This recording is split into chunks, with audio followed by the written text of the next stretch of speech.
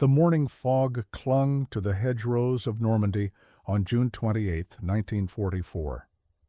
Inside his Sherman tank, Sergeant Joe Martinez felt the familiar vibration of the engine beneath him. Through his periscope, he caught the unmistakable silhouette emerging from the tree line. Low, wide hull, long barrel, pointed directly at his position. A Panther. His crew had seen what those guns could do. 3 days earlier, they'd watched a Sherman from Baker Company get punched through at 800 yards, the round entering the front hull and exiting through the back in a shower of sparks and flame. Martinez's gunner, Corporal Danny Walsh, already had his eye pressed to the sight. They both knew their standard armor-piercing shot would bounce off that sloped glacis plate like a stone skipping on water. But Martinez had something else in his ammunition rack, something the supply sergeant had handed him with a knowing look and no explanation. A gray shell with yellow bands. M64 white phosphorus. He'd been told it was for smoke screens. But Martinez had heard rumors from the tank destroyers about what happened when you put one of these directly onto a German tank. His hand moved to the intercom switch. Time to find out if the rumors were true. The German Panzerwaffe had built a reputation that preceded them across every battlefield in Europe. Since the Blitzkrieg campaigns of 1940, German armor doctrine had evolved from the early Panzer IIIs and Vos into something far more formidable. By 1944, the Panther AUSF-G rolling off production lines represented the culmination of hard lessons learned on the Eastern Front. Its frontal armor, sloped at optimal angles, could deflect most Allied tank rounds at combat ranges. The long 75mm KWK-42 gun could penetrate a Sherman's frontal armor at ranges exceeding 2,000 yards. German tankers knew these specifications by heart. They'd been told their Panthers were superior to anything the Allies could field. When they saw Shermans approaching across open ground, many genuinely smiled inside their turrets. The Americans called it the M4 medium tank. The British named it after a Civil War general, Sherman. German tankers called it the Tommy Cooker, or Ronson, after the cigarette lighter advertised to light first time, every time. This reputation stemmed from a genuine vulnerability in early Sherman models. The ammunition storage, positioned in sponsons along the hull sides, sat exposed to penetrating rounds. When an armor-piercing shell punctured that thin side armor, it often detonated the stored ammunition in a catastrophic explosion that gave crews almost no time to escape. Statistically, in 1943 and early 1944, roughly 60% of Shermans penetrated by enemy fire caught fire. That number haunted every American tanker who climbed through the hatch. But those statistics didn't tell the complete story.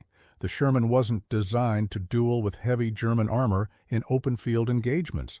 American military doctrine envisioned tanks primarily as infantry support vehicles, with dedicated tank destroyers handling enemy armor. The Sherman excelled at what it was built for: reliability, ease of production, mechanical simplicity, and the ability to be shipped across oceans and maintained by crews with minimal technical training. Detroit, Gary, and other industrial centers produced them at astonishing rates. By 1944, American factories were completing more Shermans in a month than Germany produced Panthers in a year. This industrial capacity meant that American tank units could replace losses quickly, maintain numerical superiority, and keep sustained offensive pressure on German positions. The crews who operated these machines understood the tactical reality with brutal clarity. Lieutenant Frank Griffin, commanding a platoon of 5 Shermans in the 2nd Armored Division, described the feeling of facing a Panther for the first time in his diary. "We spotted him at about 1,000 yards. My gunner ranged and fired. The round hit his front plate and sparked off like a firecracker. He traversed toward us, slow and deliberate, like he had all the time in the world. I ordered smoke and withdrawal. We got behind a stone building before he fired. The round went through both walls of that building like they were paper. We survived because he missed by 10 feet. Griffin's experience was far from unique. American armor officers estimated that in a straight-up duel at medium to long range, it would take 5 Shermans to reliably knock out 1 Panther, and 3 of those 5 Shermans would be destroyed in the process. German tankers exploited this advantage ruthlessly during the early Normandy campaign. The bocage terrain, those ancient hedgerows that divided the Norman countryside into a checkerboard of small fields, created natural defensive positions where a single panther or tiger could dominate entire approaches. The Germans would position their tanks at the far end of a field, hull down behind a hedgerow, with only the turret exposed. At that distance, maybe 600 to 800 yards, the Sherman's 75mm M3 gun struggled to penetrate even the Panther's turret face. Meanwhile, the German gunner could take careful aim and punch through the Sherman's thinner armor with near certainty. American tankers began calling certain fields killing zones and murder alleys. They learned to avoid open ground, to use smoke liberally, to coordinate with infantry and tank destroyers, to never engage German heavy armor head-on unless absolutely necessary. The white phosphorus round, that gray shell with yellow markings, entered this desperate tactical equation almost by accident. Officially designated the M64, it was a 75mm projectile filled with white phosphorus chunks suspended in a carrier matrix. When the shell detonated on impact, the bursting charge scattered the phosphorus particles across a wide area. Exposed to air, white phosphorus ignites spontaneously at about 34 degrees Celsius, burning with intense heat, reaching 815 degrees Celsius and producing thick white smoke. The Army issued these rounds for 2 specific purposes: creating smoke screens to obscure troop movements and marking targets for artillery fire. Nobody at the Aberdeen Proving Ground or in the Ordnance Department had seriously considered their potential in direct-fire tank combat. Tank crews in combat develop survival instincts that no training manual can teach. They experiment, they improvise, they share information through informal networks that bypass official channels.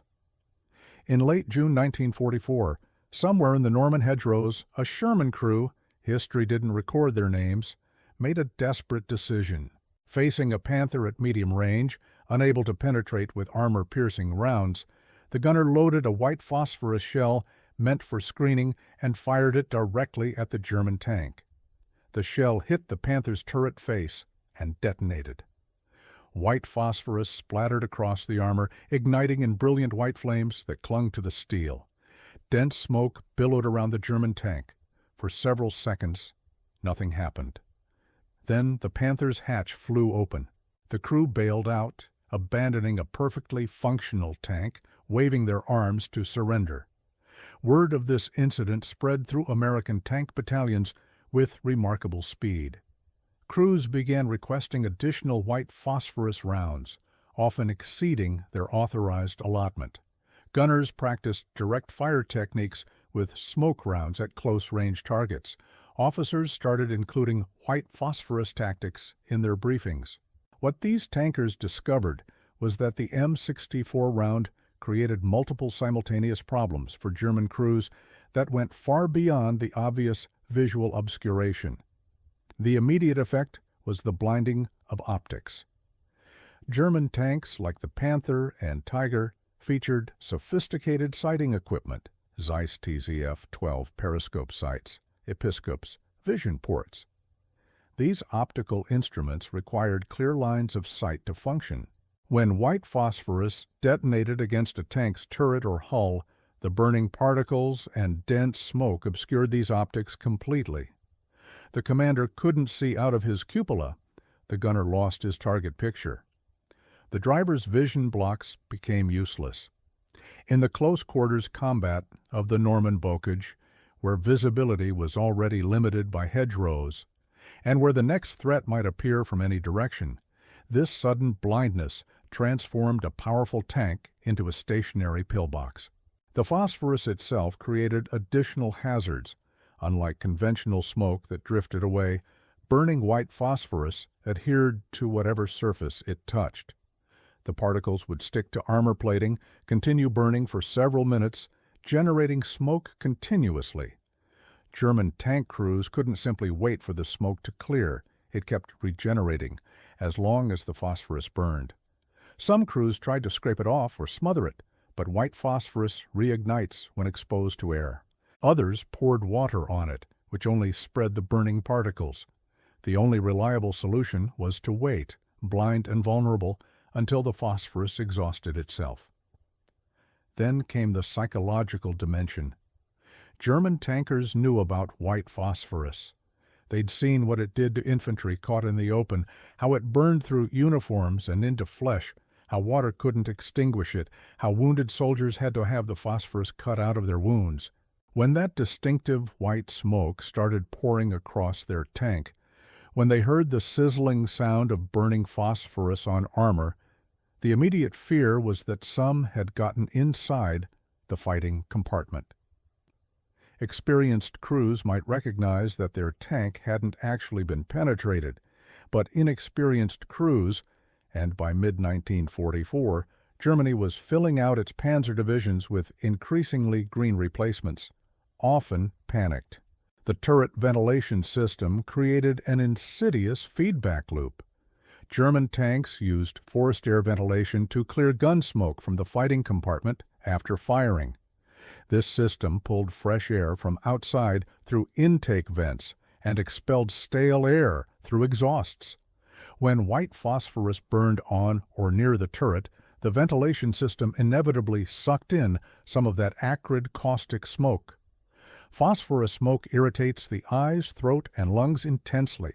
Crews inside the turret would suddenly find themselves coughing, eyes watering, struggling to breathe. The natural assumption, reinforced by every story they'd heard about tanks burning, was that their vehicle had caught fire, that they had seconds to escape before ammunition cooked off and the whole tank exploded. In the chaos and fear of combat, with smoke pouring into the crew compartment and visibility zero, the instinct to bail out became overwhelming. American tankers learned to exploit this sequence systematically. The standard procedure evolved into a coordinated drill. When encountering German heavy armor at medium range, the Sherman would fire a white phosphorus round at the enemy tank, aiming for the turret or upper hull. The moment the WP detonated and smoke began obscuring the target, the Sherman would maneuver, either closing the distance to a range where armor-piercing rounds could penetrate, or moving to flank the blinded German tank. If the enemy crew bailed out, the Americans captured or neutralized them. If the crew stayed buttoned up, the Sherman used the temporary blindness to get into an advantageous position. A second Sherman in the platoon might fire another WP round to maintain the smokescreen while the first tank repositioned. Sometimes they used white phosphorus for silhouetting, firing WP rounds to land behind a German tank, creating a bright white background that made the tank's dark silhouette stand out clearly for accurate gunnery. The Battle of Ericourt in September 1944 demonstrated these tactics on a larger scale. The 4th Armored Division, equipped primarily with 75mm gun Shermans, faced elements of the 5th Panzer Army, including the 113th Panzer Brigade with brand-new Panther tanks. On paper, this matchup favored the Germans significantly. The Panthers had superior armor and firepower, but the American crews had experience, better training, superior battlefield intelligence from air reconnaissance, and by now, well-practiced white phosphorus tactics. Over 4 days of intense fighting from September 19th to 22nd, American forces destroyed or disabled approximately 86 German tanks while losing only 25 Shermans. The Germans retreated, their armored offensive blunted. Combat reports from Ericourt reveal how white phosphorus contributed to these results.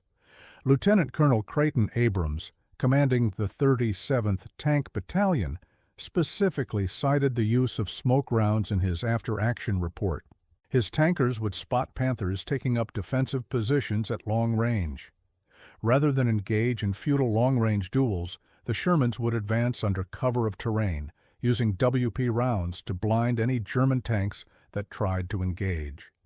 Once at closer range, 400 yards or less, the Sherman's armor-piercing rounds could penetrate Panther side armor or the thinner rear armor.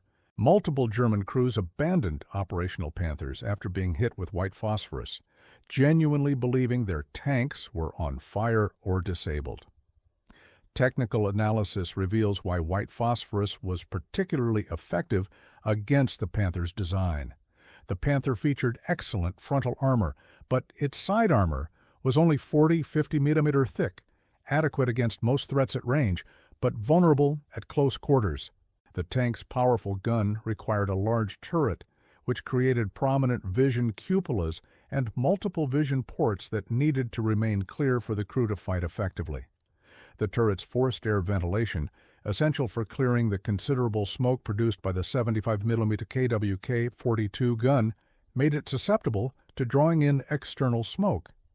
Additionally, many Panther crews in late 1944 were relatively inexperienced. The massive losses on the Eastern Front and in Normandy had depleted Germany's veteran tank crews. Replacements received abbreviated training, sometimes as little as a few weeks, before being sent to combat units. These green crews lacked the experience to remain calm when white phosphorus smoke engulfed their vehicles. The psychological impact extended beyond individual engagements. German tank commanders began to recognize the distinctive appearance of white phosphorus smoke. When they saw that characteristic white color and density, they knew what was coming: blindness, confusion, vulnerability. This recognition created hesitation. Some German tankers became more cautious about engaging Shermans, concerned about what appeared to be specialized anti-tank ammunition. Others developed counter-tactics, trying to maintain longer engagement ranges where white phosphorus would be less effective, or positioning their tanks with better escape routes in case they needed to bail out. These adaptations, while tactically sound, constrained German operational flexibility and reduced the effectiveness of their armor advantage. The M4A3 variants with 76 mm guns, introduced in mid-1944, represented a significant firepower upgrade for American forces. The 76 mm M1 gun could penetrate Panther frontal armor at moderate ranges with HVAP high-velocity armor-piercing ammunition, though HVAP rounds remained chronically scarce throughout the war. Interestingly, the 76 mm gun didn't receive a white phosphorus round in its ammunition lineup. The 75 mm M64 WP round had no 76 mm equivalent, partly because the 76 mm equipped Shermans were expected to rely on their superior anti-armor performance rather than smoke tactics. This created an unusual situation where some tank commanders actually preferred keeping a mix of 75 mm and 76 mm Shermans in their platoons, the 76 mm tanks for direct armor penetration, the 75 mm tanks for white phosphorus support. The Tiger I presented a different challenge than the Panther. Heavier, more heavily armored, with the fearsome 80 mm KWK-36 gun, the Tiger could engage Shermans at ranges where return fire was impossible.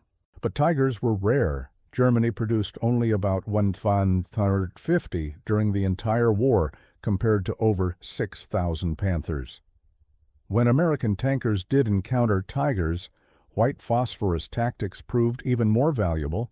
The Tiger's weight and mechanical complexity made it less maneuverable than the Panther.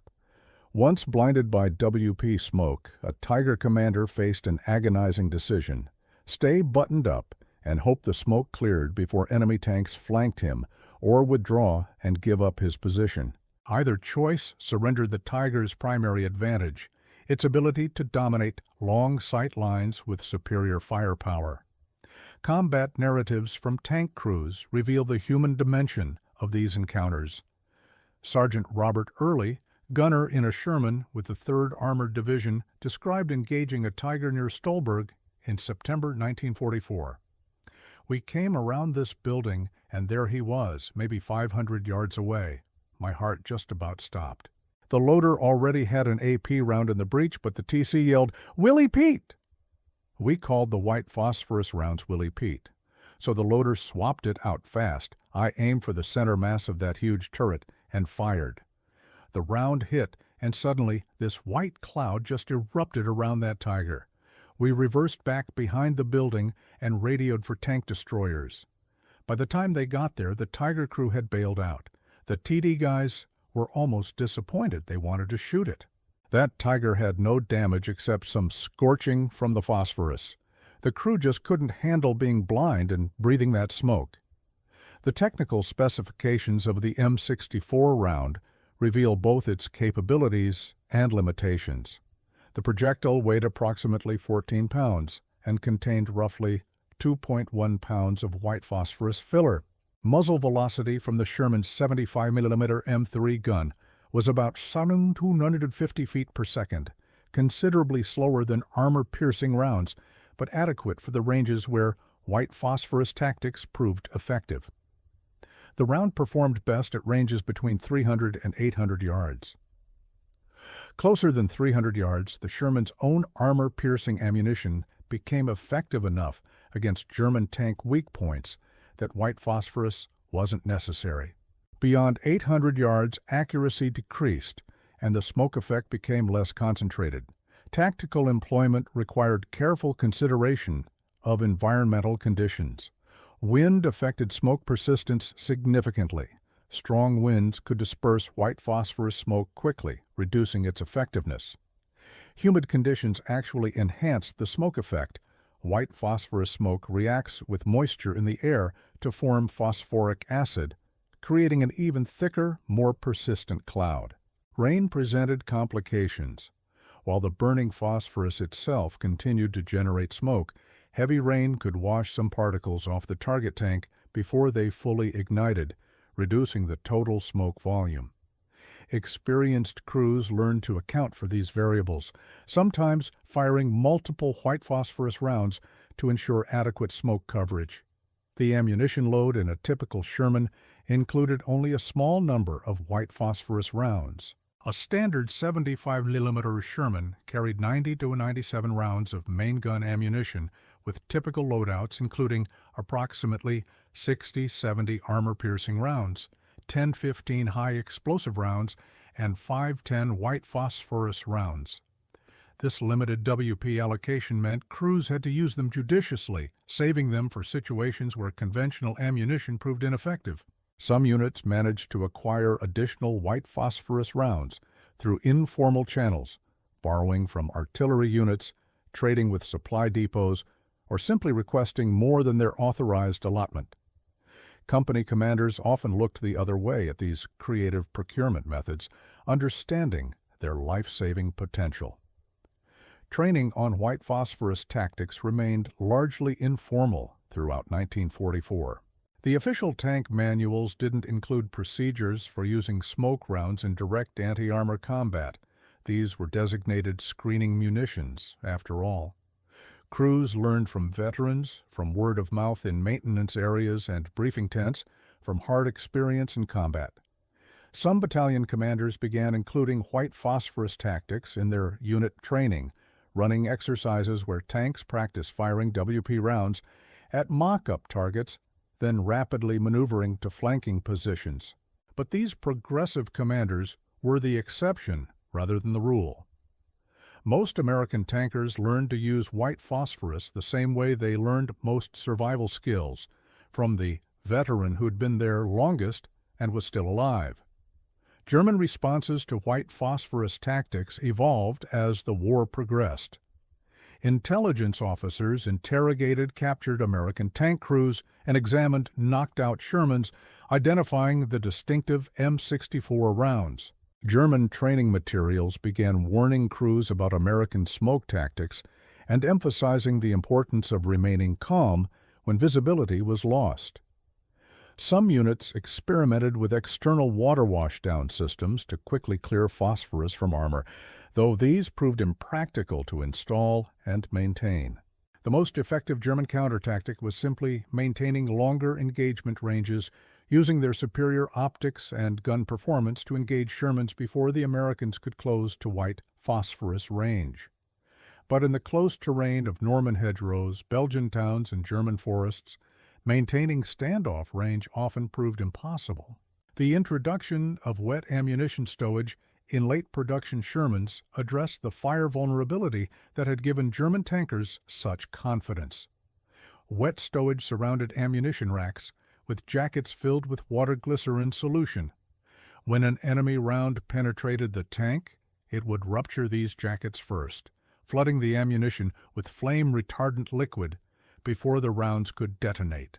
This modification reduced the fire rate in penetrated Shermans from roughly 60% to around 10–15%. Crews in wet stowage Shermans had far better survival odds, even when hit by German anti-tank fire. This increased survivability didn't eliminate the need for white phosphorus tactics. Panthers and Tigers still outgunned Shermans significantly. But it did reduce the psychological burden on American crews, who no longer felt they were riding in mechanical coffins. The Battle of the Bulge in December 1944 saw white phosphorus tactics employed in desperate defensive actions. When German armor columns broke through American lines in the Ardennes, outnumbered Sherman units found themselves fighting Panthers and Tigers in close terrain with limited support. Small groups of Shermans used white phosphorus rounds extensively to blind German tanks while withdrawing to better defensive positions or to screen flanking maneuvers by other American vehicles. One after-action report from the 7th Armored Division describes a platoon of 4 Shermans engaging 8 Panthers near St. Vith.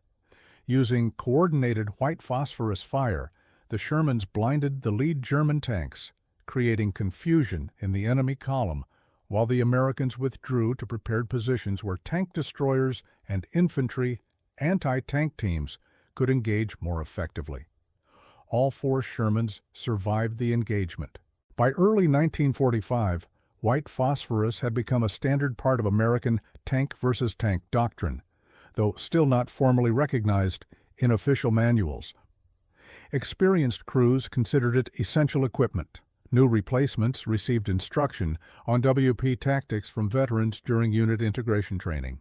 Some tank companies developed specialized procedures designating specific tanks in each platoon as smoke tanks, responsible for carrying extra white phosphorus rounds and providing fire support when the platoon encountered heavy German armor.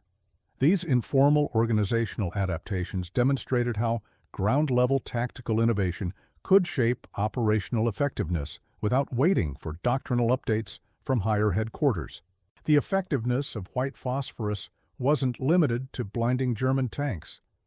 The dense smoke also degraded the performance of German anti-tank guns. The feared 80mm anti-tank guns, whether in tank destroyers like the Jagd Panther or towed versions, required clear sightlines to engage targets effectively. Sherman platoons learned to use white phosphorus to screen their advances across open ground, firing WP rounds to create smoke barriers between themselves and known German anti-tank positions. This technique couldn't guarantee safety. German gunners would sometimes fire through the smoke at likely approach routes, but it significantly reduced the accuracy of German defensive fire and gave advancing Shermans a better chance of reaching cover. The logistics of white phosphorus ammunition presented interesting challenges. White phosphorus is pyrophoric. It ignites spontaneously when exposed to air. This meant M64 rounds required careful handling and storage. The rounds were sealed to prevent air exposure, but any damage to the shell casing could result in spontaneous combustion. Ammunition handlers and tank crews had to inspect WP rounds carefully before loading them, checking for cracks or deformation. Burning white phosphorus also produces phosphorus pentoxide, which reacts with moisture to form phosphoric acid, a corrosive substance that required proper ventilation when handling used shell casings. Despite these handling challenges, the combat utility of white phosphorus made the extra precautions worthwhile. In the final months of the war, as American forces pushed into Germany itself, Sherman crews encountered more German tank destroyers than actual tanks. The Jagdpanzer IV, Hetzer, and Jagdpanther represented Germany's attempt to maximize anti-tank firepower while conserving resources. These vehicles featured powerful guns and heavy frontal armor, but limited traverse and no turret. White phosphorus proved particularly effective against tank destroyers. The limited vision inherent in a casemate design meant that blinding the vehicle's optics essentially neutralized it. A Jagdpanther with smoke obscuring its vision slits couldn't engage targets, couldn't even effectively reverse away from danger. Multiple combat reports from spring 1945 described German tank destroyer crews abandoning vehicles after white phosphorus hits, despite the vehicles being mechanically intact and well protected. The human cost of tank combat remained horrific regardless of tactical innovations. White phosphorus didn't make Shermans invulnerable, didn't eliminate the terror of facing an 88mm gun, didn't bring back the crews who died when armor-piercing rounds punched through their vehicles, but it gave American tankers a tool, a technique, a way to fight back against technically superior German armor without relying solely on numerical superiority or suicidal charges across open ground.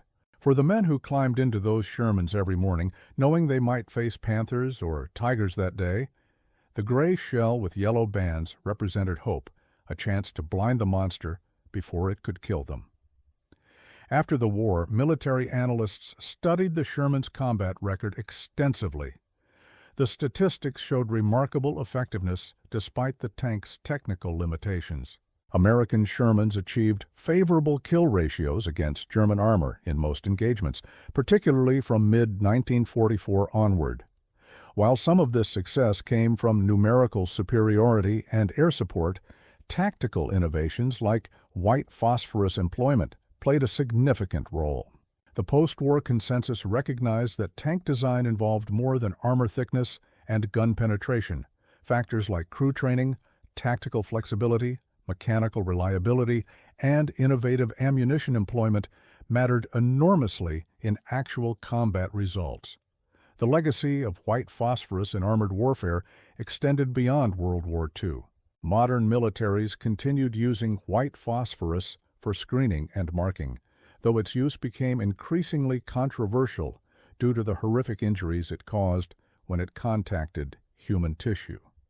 International humanitarian law debates have centered on whether white phosphorus should be classified as an incendiary weapon subject to restrictions under Protocol 3 of the Convention on Certain Conventional Weapons.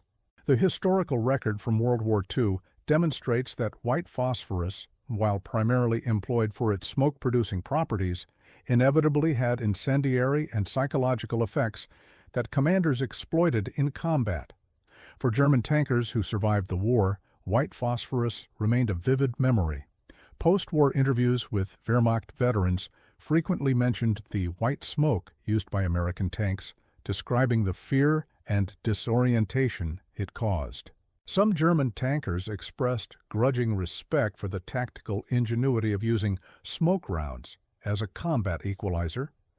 Others maintained that properly trained and experienced crews could fight through WP smoke effectively, though they acknowledged that by late 1944, experienced crews had become increasingly rare in German panzer divisions. The Sherman tank itself underwent significant rehabilitation in historical assessment. For decades after the war, popular history emphasized the death trap narrative, focusing on the Sherman's vulnerabilities rather than its considerable strengths.